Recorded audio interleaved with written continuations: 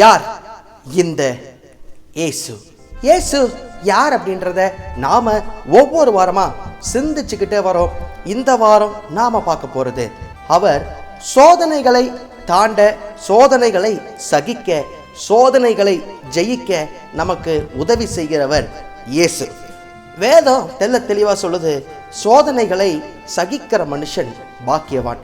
பொதுவா சோதனை யாருக்கு வரும்? எல்லாருக்கும் சோதனை வரும். பொதுவாக நம்ம சொல்லுவோம், இந்த எக்ஸாம் வரும்போது தான், படிக்கலான்னு நினைக்கும் போது தான் எதனா ஒரு வருது, எதனா ஒரு சோதனை வருது. இந்த எக்ஸாம் டைமில் இன்ஸ்டாகிராம் அன்இன்ஸ்டால் பண்ணிட்டு இன்ஸ்டால் பண்ணுற நண்பர்களையும் பார்த்துருக்கிறேன்.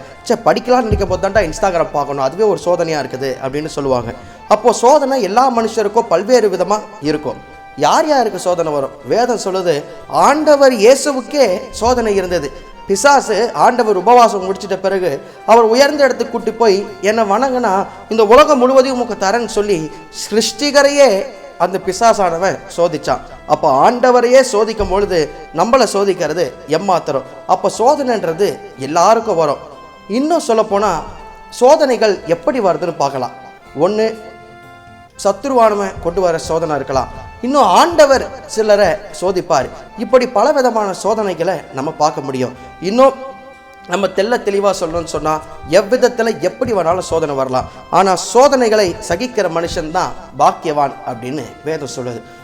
என்ன சோதனை என்ன வந்தாலும் சரி, ஒன்னே ஒன்று நம்ம மறக்கக்கூடாது, திராணிக்கு மேலே அவர் நம்மளை சோதிக்க மாட்டார். இதுக்கு மேலே ஒரு கெப்பாசிட்டிக்கு மேலே, அதான் திராணிக்கு மேல் அவர் நம்மை சோதிக்க மாட்டார், தாங்கிட பலன் கொடுப்பார் அப்படின்றத நாம் பார்க்குறோம். அப்போது இந்த சோதனையை தாண்ட இயேசு நமக்கு கிருபை செய்வார். அப்போது இது எப்படி இந்த சோதனையை தாண்டது? இந்த பாவம் ஒரு சோதனை. ஃபாஸ்டிங் இருந்து ப்ரேயர் பண்ணலாம்னு நினைக்கும் போது தான் வராத பசி வரும். ஜெபம் பண்ணலான்னு நினைக்கும் போது தான் ஏதாவது ஒரு வேலை வரும். பைபிள் படிக்கலாம்னு நினைக்கும் போது தான் ரொம்ப ரொம்ப முக்கியமான வேலை இருக்கும். அப்போ சோதனைகள் எல்லாம் எப்படி ஜெயிக்கிறது, சோதனைகளை எப்படி தாண்டது? ஒன்று தான், இயேசு என்ன செஞ்சாரு? வார்த்தையாலேயே பிசாசை கடிந்து கொண்டாரு, சோதனையை ஜெயிச்சார். இன்னைக்கு நாம செய்ய வேண்டியதும் அதான், வார்த்தை. இந்த வேதாகமத்தை படித்து அவரோட வார்த்தைகளை தியானித்து ஜெபத்தினாலும் சரி உபவாசத்தினாலும் சோதனைகளை சகிக்கும் பொழுது, சோதனைகளை மேற்கொள்ளும் பொழுது நம்ம அதை தாண்டி அடுத்த கட்டத்துக்கு போக இயேசு நமக்கு உதவி செய்ய வல்லமை உள்ளவராக இருக்கிறார். ஒருவேளை ஆண்டவர் நம்மளை சோதிக்கலாம். யோபுவை பார்க்கலாம், அநேக சோதனைகள் யோபுக்கு வந்தது, இருந்த எல்லாமே அழிந்து போச்சு. ஆனாலும் கர்த்தர் மேலே வச்சிருந்த நம்பிக்கையை அவர் விடலை. அதனால தான் இன்னைக்கு நமக்கு என்ன பிரச்சனை இருந்தாலும், என்ன சோதனை இருந்தாலும், அவர் ஜெயித்தது போல நாமும் இந்த வேதத்தை வாசித்து ஜெபம் பண்ணி சோதனைகளை ஜெயித்து கடந்து வர ஆண்டவர் நமக்கு உதவி செய்வார். அடுத்த வாரம் இயேசு யார்ன்றத இன்னொரு தலைப்புல சிந்திக்கலாம். பொன்னை போல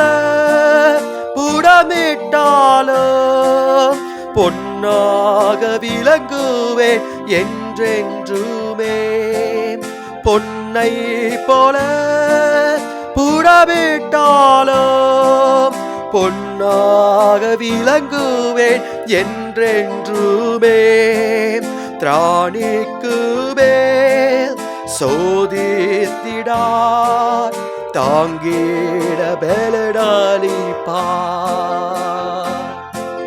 திராணிக்கு மேல் சோதித்திடார், தாங்கிட பலனளிப்பார். தேவ சித்தம் நிறைவேற என்னையும் ஒப்படைக்கின்றேன். தேவா சத்தம் என்னுள்ளம் பலமாக தோனிக்குதே.